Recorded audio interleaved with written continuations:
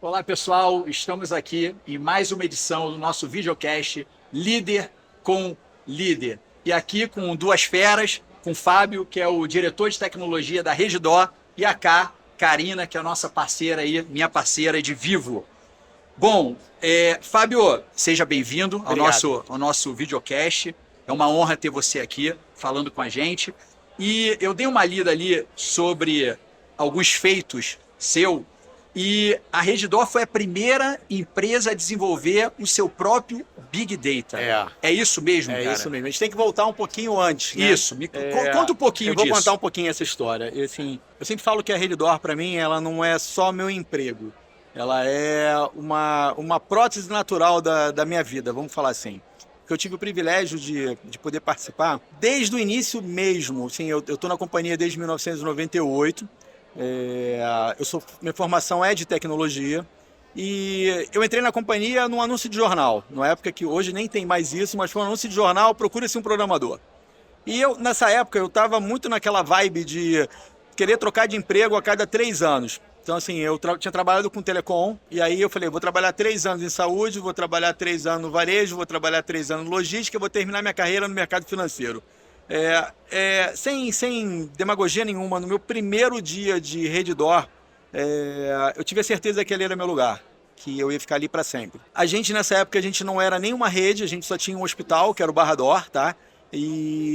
Mas eu realmente, desde o começo, eu sempre entendi como era importante a informação para a companhia, porque a granularidade da informação médica para tomar decisão ela é vital para o sucesso ou para o fracasso. Ao longo desses 20 anos, a gente teve um momento em que 2 pacientes deram prejuízo numa operação semestral de um tipo de diária de acomodação nosso, tá? E o que aconteceu? Esses 2 pacientes fizeram um tratamento antifungo que custou muito mais caro do que a gente pensava, e ali fica muito claro o seguinte, como o granular, como saber o detalhe do detalhe do detalhe é importante. E aí, voltando a esse meu início de Redditor, eu fui numa palestra da SAP, na época, a gente um pouco mais velho, a gente passou sobre a reserva de mercado, não sei se todo mundo lembra, até início dos anos 90, não poderia ter empresa tecnológica que não fosse brasileira, era proibido ter empresa estrangeira no Brasil, então a gente nada chegava aqui. Então quase não tinha escritório nenhum de tecnologia de ponta aqui, então a gente tinha acabado de abrir o mercado. E aí a SAP apresentou um produto deles de tomada de decisão baseada em dados. Naquela época a solução deles só funcionava para quem era cliente SAP, não era o nosso caso. E aí eu fui conversar na época com um vice-presidente que era da companhia naquele momento. Eu apresentei o meu plano, ele realmente naquele momento não deu o apoio que eu esperava. E quem me deu o maior apoio para fazer isso foi o Pedro Moll e o Paulo Moll, que falaram assim, cara, vamos fazer isso acontecer. E aí a gente criou dentro de casa isso no início de 2000. E a gente está falando do primeiro Big Data em 2007, vamos lá, mas 2000. Em 2000 a gente criou provavelmente o primeiro Data Warehouse de saúde. Então, assim, e a partir daí, e o que aconteceu? A gente foi crescendo, eu tenho uma visão até um pouco romântica da companhia, de cada passo que cada um teve de crescimento da empresa, mas o Paulo Moll, que hoje é o nosso atual CEO, ele foi fundamental com relação ao momento de compra de M&A, de compra de hospitais. E ali então eu tive a total certeza, falei, cara, sem informação a gente está frito. Só que chegou em 2005, não existia tecnologia de banco de dados suficiente para suportar o volume do que eu achava que a gente ia precisar. Mais uma vez eu fui taxado de maluco dentro da empresa, falei assim, a gente não precisa disso, isso é besteira, o que tem tá bom. Eu falei, cara, uma hora a gente vai precisar. E, cara, a gente decidiu criar dentro de casa uma solução de Big Data feita 100% home.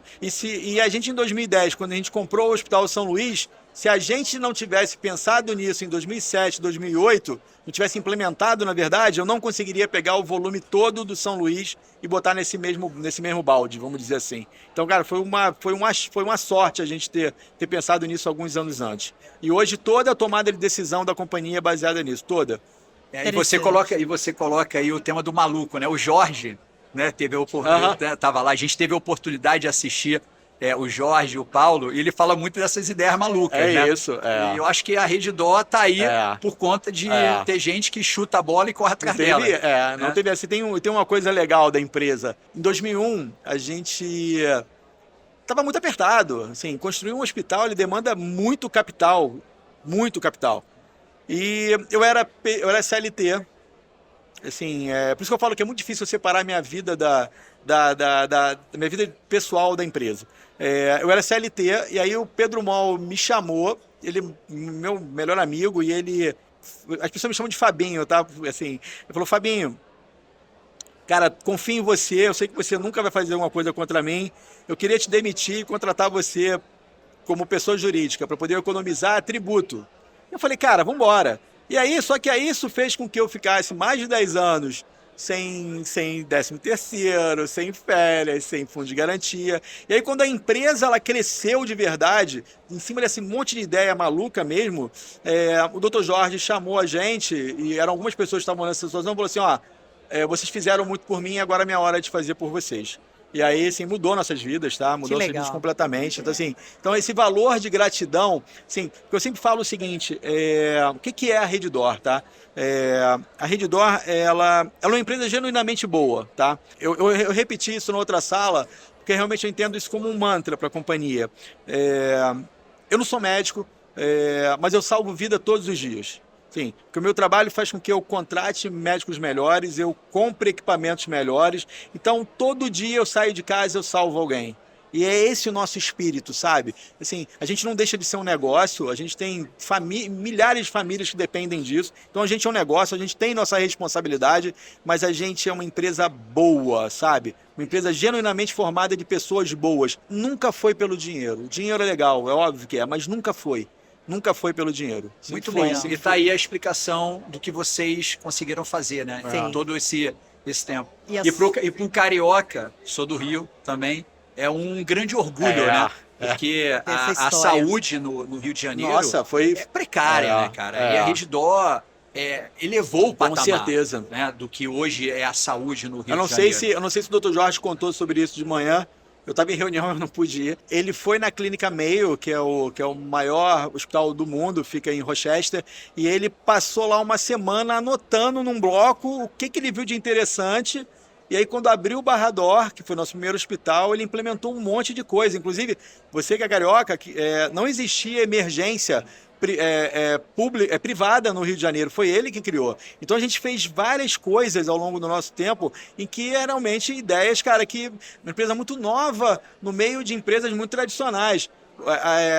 O mercado chamava a gente de Titanic.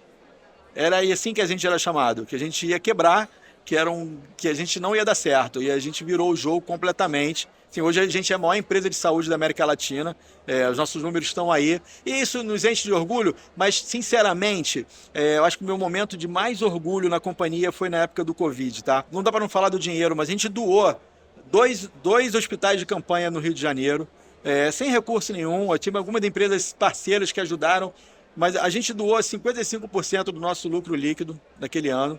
A gente ajudou um monte de gente fora do nosso estado, porque a gente comprou muito material e medicamento para não faltar tanto para os hospitais de campanha quanto para os nossos pacientes. E tem um número sensacional. A gente tem um dos menores índices de letalidade do Covid do mundo. A gente atendeu muita gente. Então, assim, é muito legal tudo isso que a gente está falando, mas para mim, pessoal, o maior orgulho que eu tenho ao longo desses mais de 25 anos foi a nossa atuação no Covid. Foi, assim, um divisor de águas para mim de como a gente é bacana, vamos dizer assim, sabe? Sabe o que eu percebo? E é o que a gente vem conversando todos os dias, o Tanner e eu, que a gente está numa nova... Fizemos um rotation dentro do B2B da Viva, assumimos novas responsabilidades, mas sempre tem aquele friozinho na barriga, o desafio do novo, né? E você que tem essa jornada linda dentro da Redditor, sim, uma referência há muitos anos e hoje continua referência local, referência Brasil, referência, né, América Latina, que quando você trabalha, né, com líderes que você admira e liderados também na base da confiança, né, o desafio ele existe, né, a responsabilidade aumenta, mas é mais fácil. Mas você tem liberdade de decisão, de atuação, autonomia, e você sempre teve a oportunidade de criar e colocar sua opinião. Então acho que isso tem muito valor. Quando você conta sobre exatamente a sua relação que transcende o profissional, completamente. nós somos a mesma pessoa É. na vida e PF, na PJ, empresa. E não quando dá. você entende isso de fato, né, Tanner, e de fato executa dessa forma o seu dia a dia, a verdade é que tudo flui melhor e você coloca paixão naquilo que você faz. E você tem brilho no olhar, sabe, Fabinho, se me permita. Claro. Então, eu acho que antes da gente falar aqui de tecnologia, temos que falar. Eu acho que é muito linda a sua história e por isso que você entrou na Redditor no dia 1 e disse que não ia sair de lá, porque você tem paixão por aquilo que você faz, certeza. E muito propósito, lindo. né, cara? Como você falou, você não é Propósito, médico, mas eu tô salvando tá vidas. E de É isso. Sim.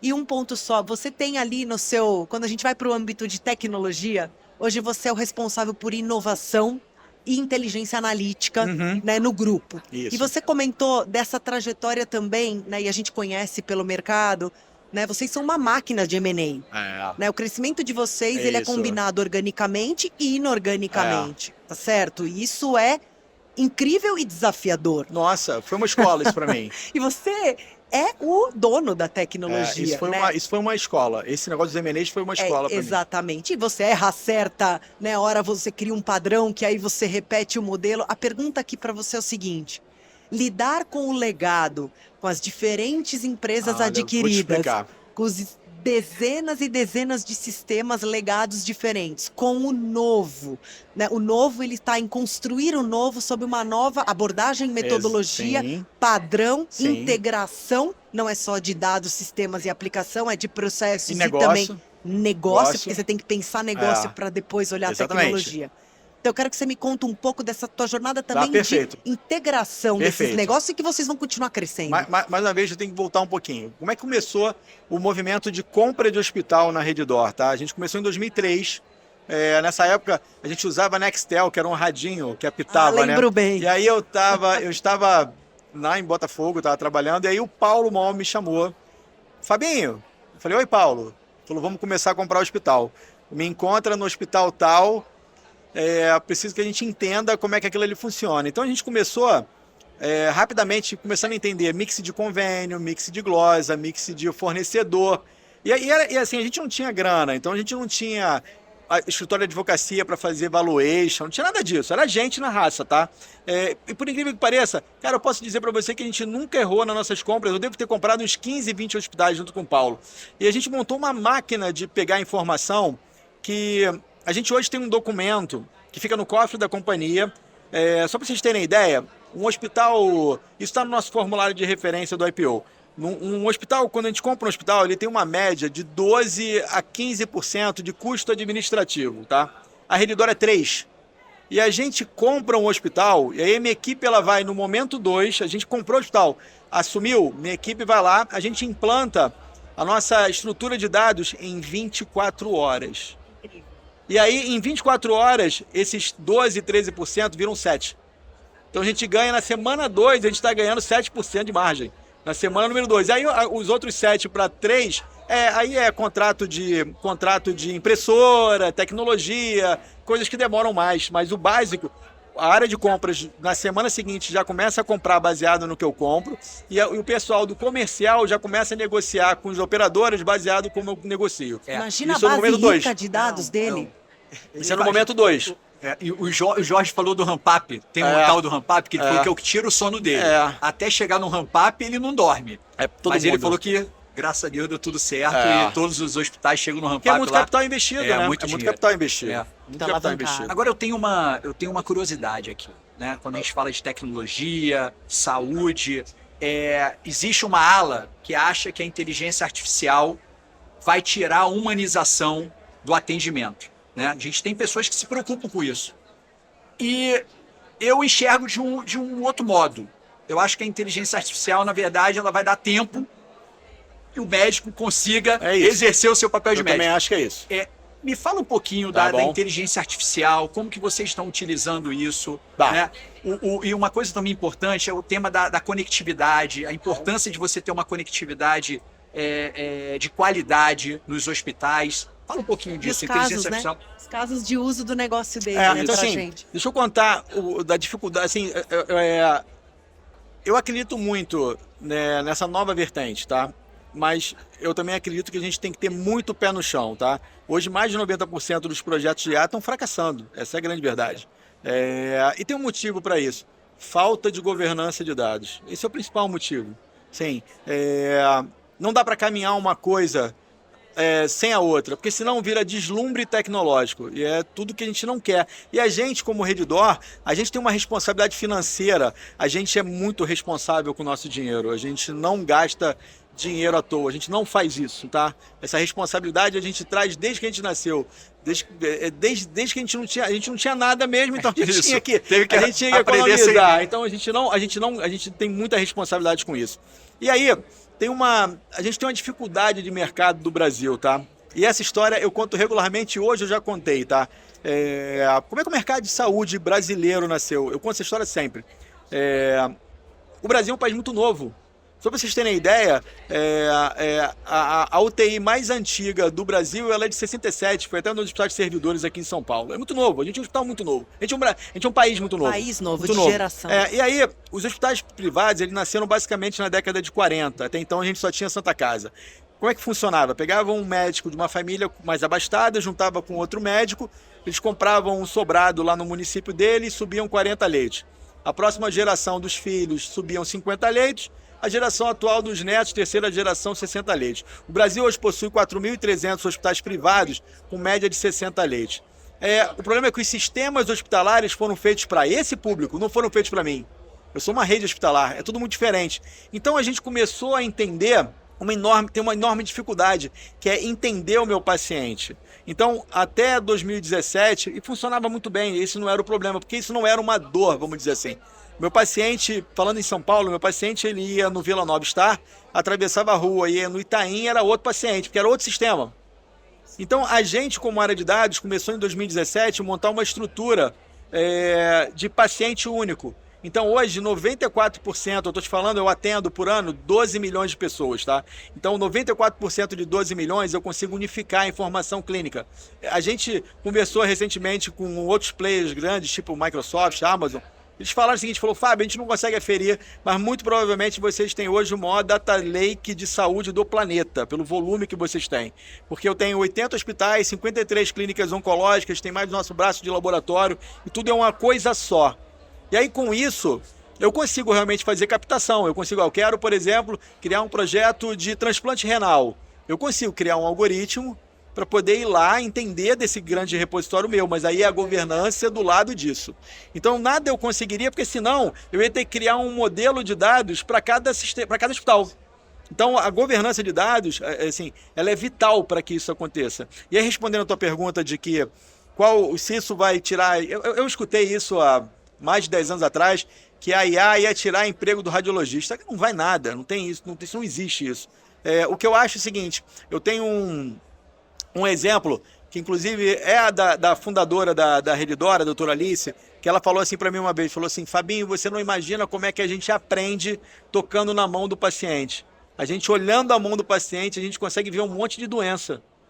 E isso, pelo pouco tempo do médico poder atender, por todas as pressões de mercado que a gente tem, isso diminuiu muito. Então eu realmente acredito que toda essa facilidade que provavelmente a área de inteligência artificial vai trazer, vai me dar mais tempo como médico para atender o paciente melhor. Deixa a parte burocrática para ele fazer, deixa a transcrição de texto para ele fazer. O tempo que se gasta, Fábio, muito, quando tem paciente muito. Que tem 15 remédios, toma 15 remédios, isso. vai passar 15 minutos lá. Isso. O cara que trabalha... Mas você já tem essa solução? Já tem algum hospital que já usa isso? Já, vários. Já. Assim, a gente faz transcrição de voz de ambulatório, a gente já faz desse jeito. E aí, a continuação desse negócio. Sim, eu tenho um problema dentro das UTIs, que você vai conversar com os médicos, ele na hora de fazer a visita, ele fica 20 minutos com o paciente e fica 4 horas preenchendo ficha. É isso. Então, esse tipo de coisa que a gente acredita que vai mudar. Eu não acredito que vai ajudar tanto em dar um diagnóstico novo. Vai ter situações ou outras que ele vai ajudar, mas eu não acredito que esse seja o grande diferencial. Para mim é tarefa repetitiva, é onde a IA vai resolver. Perfeito. Mas para isso eu tenho que ter governança de dados funcionando, senão não vai atender. Simplesmente não vai atender. E eu posso fazer uma pergunta Claro. sobre médicos? Claro. Como na minha família tenho muitos médicos, do lado do meu marido, do meu lado tenho sogro, cunhado, cada um com a sua especialidade. Eu tenho que fazer essa pergunta para você, porque também tem uma característica, não importa a idade, né, que tenha e a experiência e a bagagem que tem.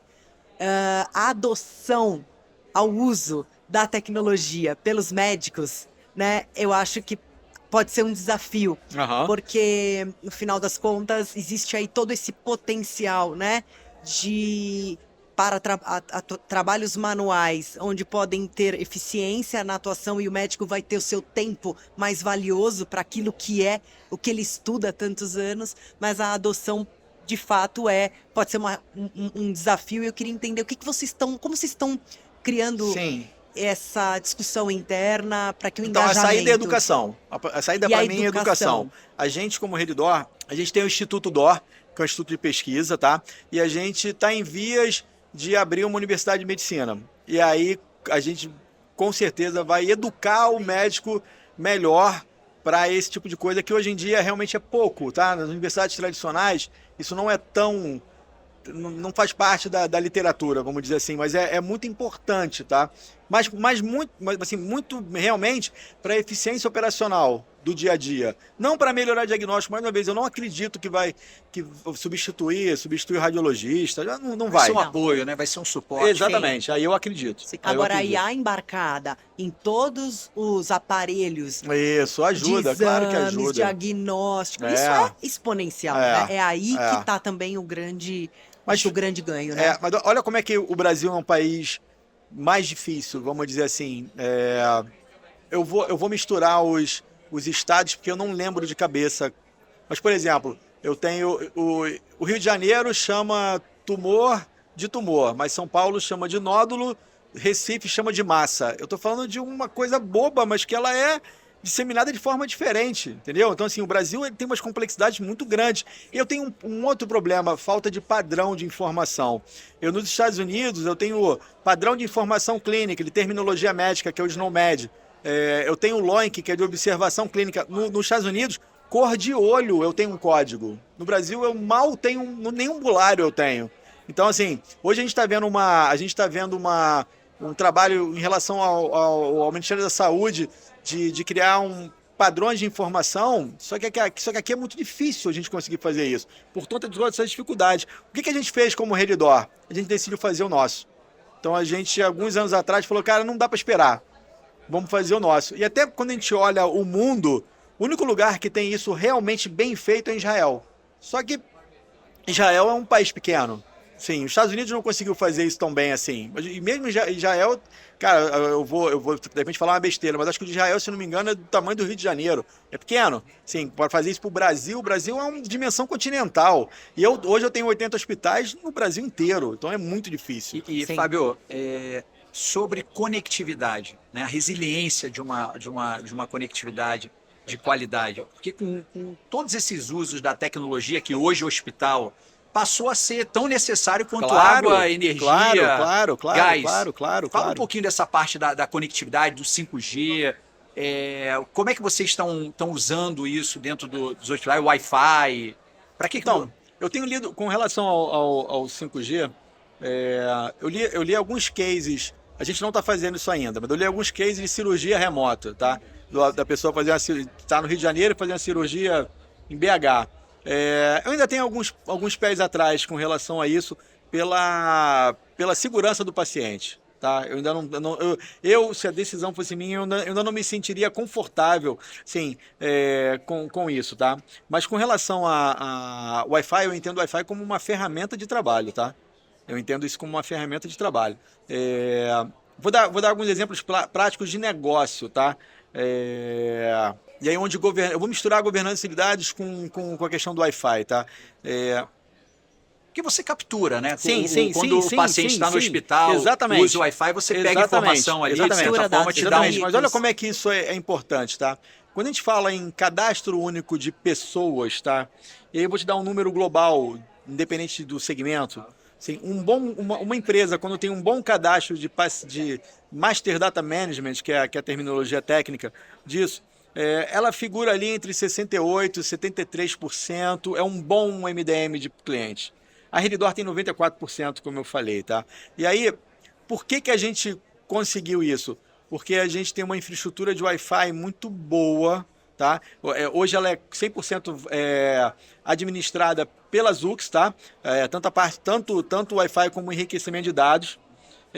A gente fez um negócio completamente diferente do mercado, tá? Como é que a gente atingiu? E o que são os outros 6%? É estrangeiro e criança, porque criança a gente tem um problema hoje de LGPD que eu não consigo validar o dado de documento in loco, não pode, é proibido.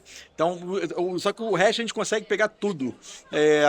A conectividade do Wi-Fi, inclusive da área de telecom, é óbvio, porque é mais ou menos assim, a atendente, o paciente vai lá ser atendido, no momento que ele bota o CPF dele, eu vou na Zux, de dentro do meu sistema, qualifico o dado, então eu já preencho os campos todos para a atendente poder botar. A gente já está começando a fazer isso em Totem, a gente vai lançar um serviço muito legal de biometria, em que a Zux também vai nos ajudar, tá? E aí, com isso, o que eu consigo? A pessoa fala assim, pô, de 73 para 94, a quantidade de captação que eu faço desse 73% para 94 é gigantesca. Sim, é uma quantidade de insights de negócio que a gente consegue, por conta dessa diferença, que não dá para medir. E aí tudo isso a gente deve por conta de conectividade. E tem um negócio importantíssimo, até em relação a própria a solução da Zux, tá? A gente é parceiro deles desde a época que eles faziam somente Wi-Fi, tá? Assim, hoje eles são muito mais do que muito isso, mais né? Plataforma, muito né? mais do que uma isso. plataforma. Eles, assim, além da informação ser muito precisa, ela não sai do ar.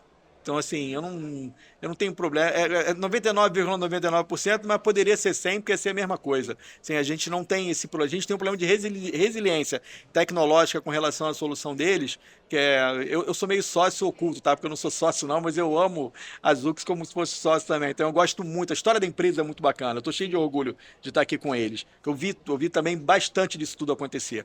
Então, a resiliência tecnológica deles faz muita diferença. Assim, eu não preciso me preocupar com o negócio estar funcionando, porque sempre vai estar funcionando. É mais ou menos assim. E para esse Wi-Fi funcionar bem, tem que ter essa Não tem conectividade da dúvida, Vivo não adianta. segurando o parrudo, e a gente certeza. e a gente faz muito investimento nessa parte de infra. A gente tem um cuidado especial com os hospitais, né? Porque a gente sabe a importância, cara, 1 segundo de uma rede fora, o caos que não vira dentro do... É internet, é voz, tudo. Para encerrar, eu queria só, escutando você falar e o orgulho, né, que você sente de tudo que foi construído e a gente também, de escutar essa história bonita.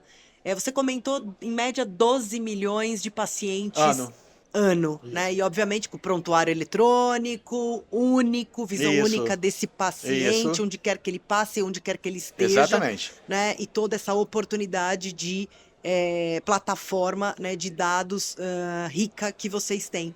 Eu não tenho como não pensar a oportunidade que a gente tem de olhar a nossa plataforma de analytics, o nosso dado, que é a nossa grande base rica de clientes, 70 milhões de clientes, 112 milhões de acessos que a gente tem aqui do Oiapoque ao Chuí, e não pensar em propor para você um match entre essas bases.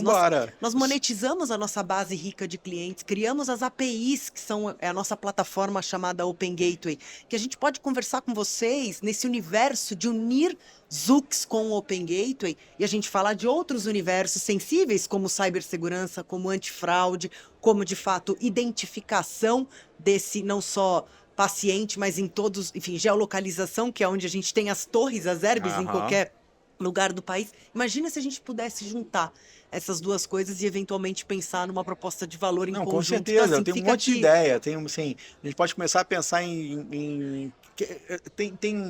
a gente fala muito de epidemia de Covid, mas a gente tem várias epidemias ao longo do ano, né? É isso. Eu começar a traçar perfil epidemiológico com relação à geolocalização. Preditivo, né, eu começar Fábio? a pensar, me programar, falar, olha...